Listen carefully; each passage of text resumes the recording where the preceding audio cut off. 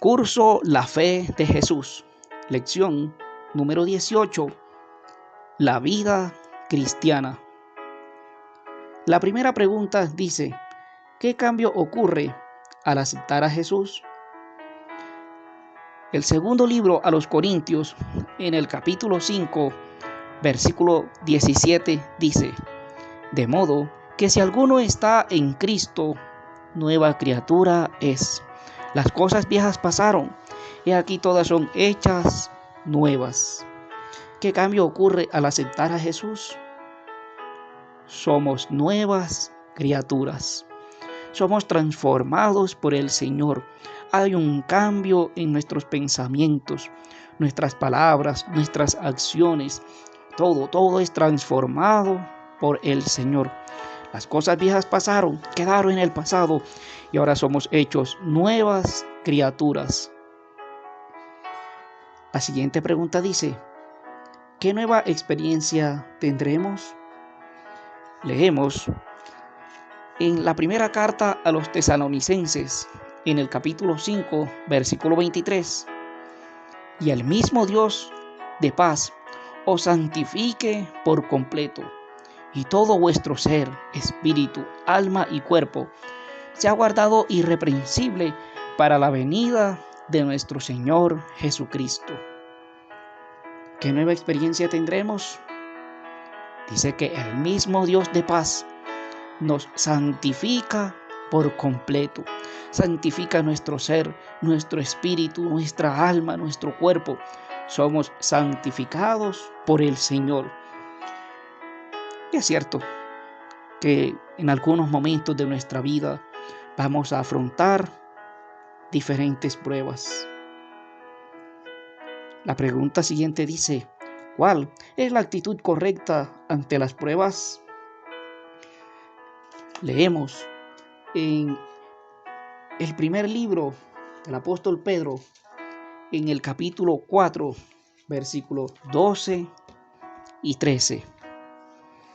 Amados, no os sorprendáis del fuego de prueba que os ha sobrevenido, como si alguna cosa extraña os aconteciese, sino gozaos por cuanto sois participantes de los padecimientos de Cristo, para que también en la revelación de su gloria os gocéis con gran alegría. Todos pasamos por momentos difíciles de nuestras vidas, momentos de llanto, momentos de tristeza, momentos de soledad, momentos en los que quisiéramos gritar y preguntar: Señor, ¿dónde estás? Momentos en los que quizás no podemos dormir, angustiados. Y muchas veces llega a nosotros la depresión o la ansiedad. Pero el apóstol dice que en medio de todas estas pruebas debemos gozarnos. ¿Por qué gozarnos? Porque cuando llegan las pruebas a nuestra vida, eso indica que estamos más cerca del Señor. Y el enemigo arrecia, ataca, nos ataca con todas sus fuerzas para que no confiemos, para que no sigamos asidos de la mano del Señor. Pero el apóstol dice: gozaos, gozaos, porque grande es el galardón que vamos a recibir. Pero si nos mantenemos asidos, sujetos de la mano del Señor, no nos soltemos. Y en medio de las pruebas de esta vida, cuando las afrontamos, las superamos asidos de la mano del Señor, entonces grande será nuestra recompensa cuando el Señor se revele y disfrutaremos del gozo y la alegría de la vida eterna. Nuestra siguiente pregunta dice: ¿cuál es el indispensable alimento espiritual diario? Leemos en el libro de Jeremías, en el capítulo 15, versículo 16. Fueron halladas tus palabras, y yo las comí, y tu palabra me fue por gozo y por alegría de mi corazón, porque tu nombre se invocó sobre mí, oh Jehová, Dios de los ejércitos. ¿Cuál es el indispensable alimento espiritual diario? Así como nos alimentamos físicamente, un desayuno, un almuerzo, una cena, diariamente también necesitamos alimentarnos espiritualmente. Y nuestro alimento espiritual es todos los días. Así como tenemos tiempo para ver televisión, tiempo para dormir, tiempo para estudiar, tiempo para trabajar, tener tiempo para estudiar la palabra de Dios, para estudiar la Biblia diariamente. ¿Y cómo establecemos comunión con Dios? ¿Cómo somos amigos de Dios? En nuestra siguiente pregunta, ¿cómo establecemos comunión con Dios? La primera carta a los tesalonicenses, en el capítulo 5, versículo 17, dice: orad sin cesar. ¿Cómo establecemos comunión con Dios? Por medio de la oración. En todo momento, manteniéndonos en comunión con Dios por medio de la oración. Vamos en el autobús, vamos por la calle, estamos en la sala, en la cocina. Donde quiera que estemos, podemos estar en comunión con Dios, hablando con Él, a través de la oración. Y podemos tener momentos especiales de oración. Puede ser en la mañana, levantarnos para colocar en las manos del Señor nuestras familias y ese nuevo día, nuestras vidas. En la noche, una oración de gratitud al Señor por todas sus bendiciones durante el día. Y en cualquier momento podemos estar en comunión con Dios. Nuestra siguiente pregunta dice: ¿qué día es dedicado a la adoración a Dios? Leemos en el libro de Isaías, en el capítulo 58, versículos 12 al 14. Y los tuyos edificarán las ruinas antiguas, los cimientos de generación y generación levantarás, y serás llamado reparador de portillos, restaurador de calzadas para habitar. Si retrajeres del día sábado tu pie de hacer tu voluntad en mi día santo, y lo llamares delicia, santo, glorioso de Jehová, y lo venerares, no andando en tus propios caminos, ni buscando tu voluntad, ni hablando tus propias palabras, entonces te deleitarás en Jehová, y yo te haré subir sobre las alturas de la tierra, y te daré a comer la heredad de Jacob tu padre, porque la boca de Jehová lo ha hablado. ¿Qué día es dedicado a la adoración? El sábado. Si retrajeres tu pie de hacer tu voluntad en mi día santo, en el sábado. Y el Señor nos llama a ser reparadores de portillos, a restaurar esas calzadas, esos portillos que abrió el mundo, que abrió el enemigo, cambiando el día de reposo. Y el Señor nos llama a dedicarle a Él exclusivamente ese día de reposo instituido en su palabra, el sábado. ¿Y en qué lugar se presta la adoración a Dios? ¿A dónde debemos asistir nosotros los sábados?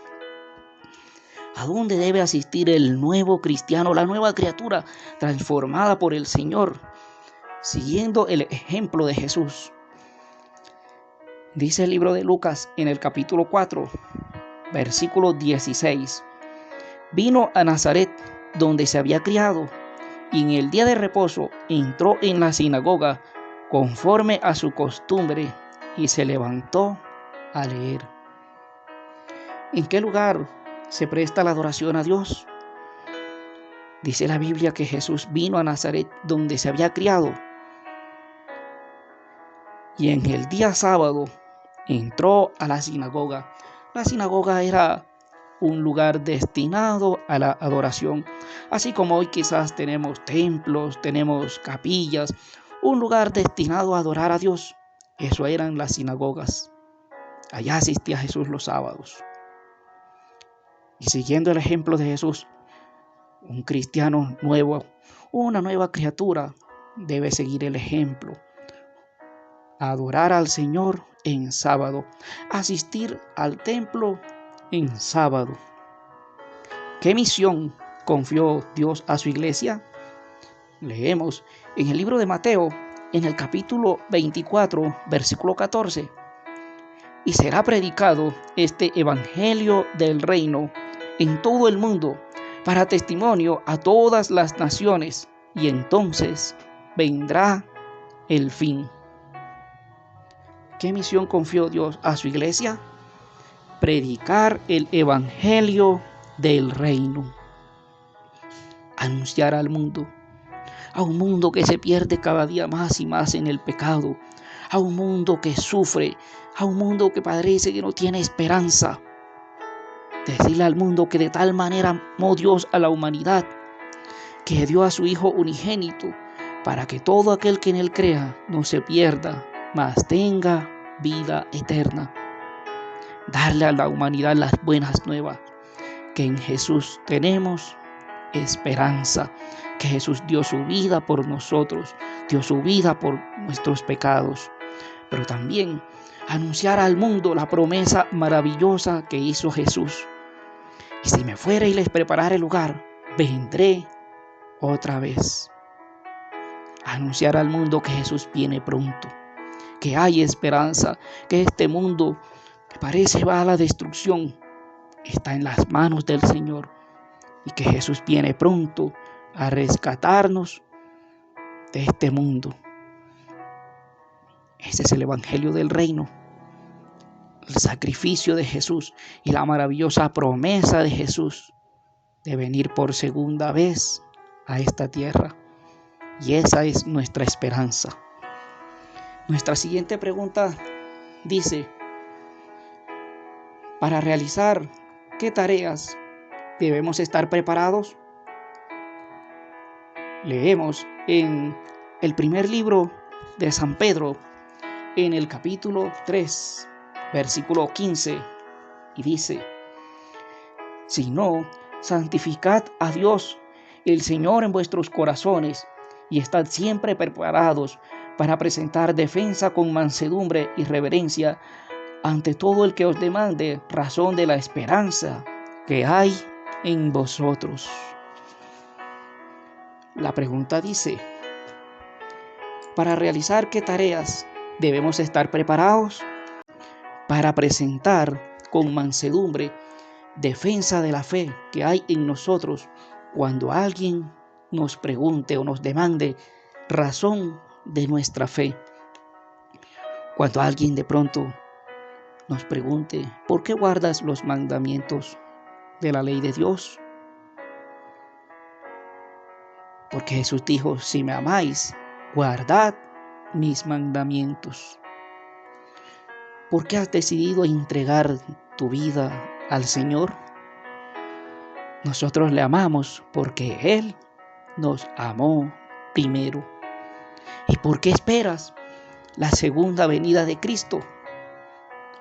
Porque esa es nuestra esperanza bienaventurada. La esperanza de que un día Dios enjugará toda lágrima de nuestros ojos y ya no habrá más llanto, ni clamor, ni dolor, ni muerte, porque todas estas cosas habrán pasado. Esa es nuestra esperanza, pero debes entregar tu vida a Jesús.